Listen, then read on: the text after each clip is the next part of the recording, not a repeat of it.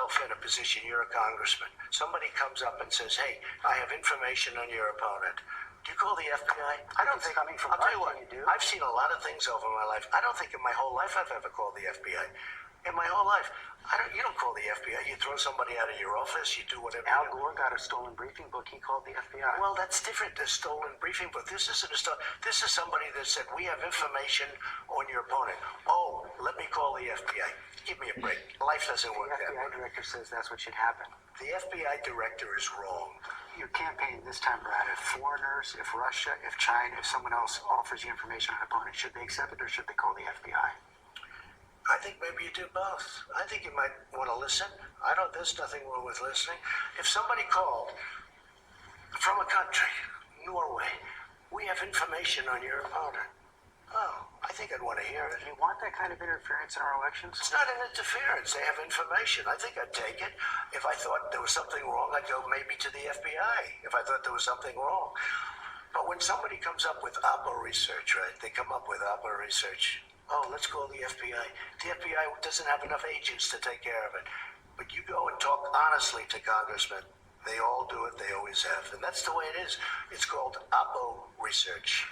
If any public official or member of any campaign is contacted by any nation state or anybody acting on behalf of a nation state about influencing or interfering with our election, then that's something that the FBI would want to know about. Our democracy is at risk. I never thought I'd use those words in my lifetime. But it's true. Everywhere you turn, Trump is tearing down the guardrails of democracy, tearing down the things that prevent the abuse of power. 4 years of Donald Trump will go down in history as an aberration. But 8 years, he will fundamentally change the nature of who we are as a country. He goes over to celebrate the beginning of that, the 75th anniversary of D-Day, and he's tweeting about Bette Midler? No, I'm not joking. He's making personal attacks on Nancy Pelosi, who's there with him. He embraces dictators like Kim Jong-un, who's a damn murderer and a thug. Well, the one thing they agree on, Joe Biden, they shouldn't be president. Look, I believe that the president is literally an existential threat to America. But this is a guy who does everything to separate and frighten people. It's about fear and loathing. It's about what he calls people, the names he calls them. No president has done something like that, for God's sake. I mean, it's bizarre. And it's damaging. Stephanie, listen, he's the commander-in-chief and has a duty and a responsibility to the American people to be a defender, if not the greatest defender of our democracy. But to quite the contrary, what we hear tonight is that he is yet again open to the idea of working with foreign governments to undermine the integrity of our election system. It's outrageous, and it tells me the guy just doesn't understand the job and can't do it very well. Concerned, Stephanie, I am a member of the Senate Intelligence Committee. On a regular basis, we receive classified information about the threats to our national security.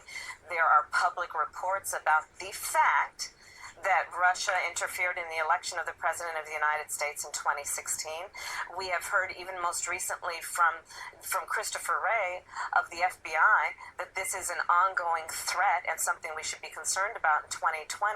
I am a leader on a bipartisan bill in the United States Senate to upgrade the security of our elections infrastructure. And yes, I am concerned for all of those reasons. And the American public should be concerned. And most of all, the President of the United States should be concerned. Yet again, this president is putting his self-interest in front of the interest of our democracy and the integrity of our democracy and the American people's confidence in the security and the integrity of our election system, which is one of the strongest and most important pillars of our democracy, which gives us a role of leadership around the world. But this president, for self-interest, clearly is willing to compromise one of the components that gives us some of the greatest strength we have when we walk into rooms around the world, because people respect that we fight for our democracy.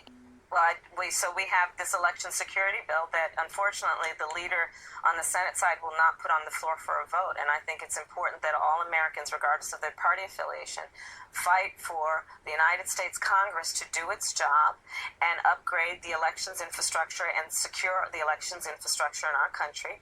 And so I'm proud to have been a leader and to be a leader in the United States Senate on that issue, because there is nothing more important than fighting for the integrity of our democracy and our election system, regardless of your party affiliation, regardless of whether you're running for office or not.